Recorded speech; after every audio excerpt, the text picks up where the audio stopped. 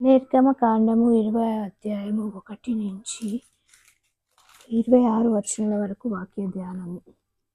దేవుడు ఈ ఆజ్ఞలన్నీ వివరించి చెప్పెను. నీ దేవుడైన యెహోవాను నేనే దాసుల గృహమైన ఐగుప్తు దేశములో నుండి నిన్ను వెలుపలికి రప్పించి తిని, నేను తప్ప వేరొక దేవుడు నీకు ఉండకూడదు. పైన ఆకాశమందే గాని, క్రింద భూమి అందే గాని, భూమి కింద నీళ్ళందే గాని యుండు దేని రూపము నైనను విగ్రహమునైనను నీవు చేసుకొనకూడదు. వాటికి సాగిలపడకూడదు, వాటిని పూజింపకూడదు. ఏలయనగా నీ దేవుడైన యెహోవానగు నేను రోషము గల దేవుడను. నన్ను ద్వేషించు వారి విషయంలో 3-4 తరముల వరకు తన్నుల దోషమును కుమారుల మీదికి రప్పించుచు, నన్ను ప్రేమించిన నా ఆజ్ఞలు గైకొను వారిని 1000 తరముల వరకు కరుణించువాడునై ఉన్నాను. నీ దేవుడనైన యెహోవా నామమును వ్యర్థముగా నుచ్చరింపకూడదు. యెహోవా తన నామమును వ్యర్థముగా నుచ్చరింపు వానిని నిర్దోషిగా ఎంచడు. విశ్రాంతి దినమును పరిశుద్ధముగా ఆచరించుటకు జ్ఞాపకము ఉంచుకొనుము.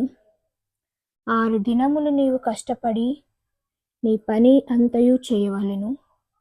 7వ దినము నీ దేవుడైన యెహోవాకు విశ్రాంతి దినము. దానిలో నీవైనను, నీ కుమారుడైనను, నీ కుమార్తె అయినను, నీ దాసుడైనను, నీ దాసి అయినను, నీ పశువైనను, నీ ఇండ్లలో నున్న పరదేశి అయినను ఏ పనియు చేయకూడదు. 6 దినములలో యెహోవా ఆకాశమును, భూమియు, సముద్రమును, వాటిలోని సమస్తమును సృజించి 7వ దినమున విశ్రమించెను. అందుచేత యెహోవా విశ్రాంతి దినమును ఆశీర్వదించి దాన్ని పరిశుద్ధపరచెను. నీ దేవుడైన యెహోవా నీకు అనుగ్రహించు దేశంలో నీవు దీర్ఘాయుష్యుడగునట్లు నీ తండ్రిని నీ తల్లిని సన్మానించుము.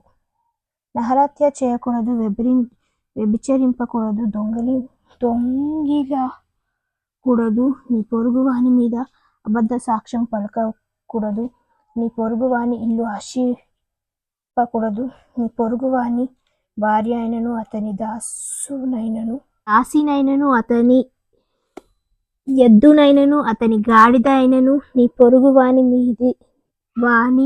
దగు దేనినైనను ఆశింపకూడదని చెప్పెను. ప్రజలందరూ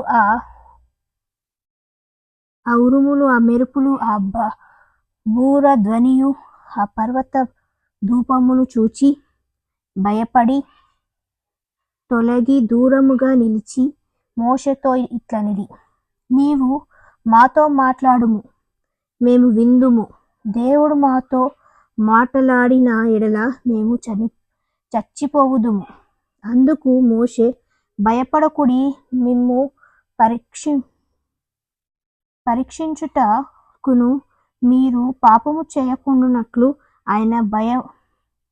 ఆయన భయము మీకు కలుగుటకును దేవుడు వెంచేసెనని ప్రజలతో చెప్పెను.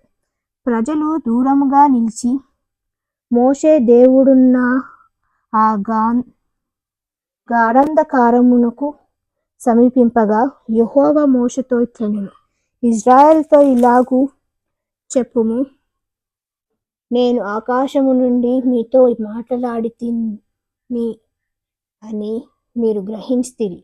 మీరు నన్ను కొలుచుచు వెండి దేవతలనైనను బంగారు దేవతలనైనను చేసుకొనకూడదు.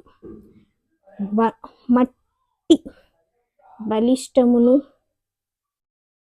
నా కొరకు చేసి దాని మీద నీ దహన బలులను, సమాధాన బలులు, నీ గొర్రెలను, నీ ఎద్దులను అర్పింపవలెను.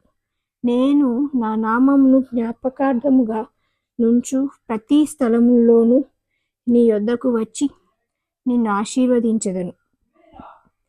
నీవు నాకు రాళ్లతో బలిపీఠమును చేయునప్పుడు మలిచిన రాళ్లతో దాన్ని కట్టకూడదు. దానికి నీ పనిముట్టు తగలనిచ్చిన ఎడల అది అపవిత్రమగును. మరియు నా బలిపీఠము మీద నీ దిగంబరత్వమును కనబడక ఉండునట్లు మెట్ల మీదుగా దానిని ఎక్కకూడదు.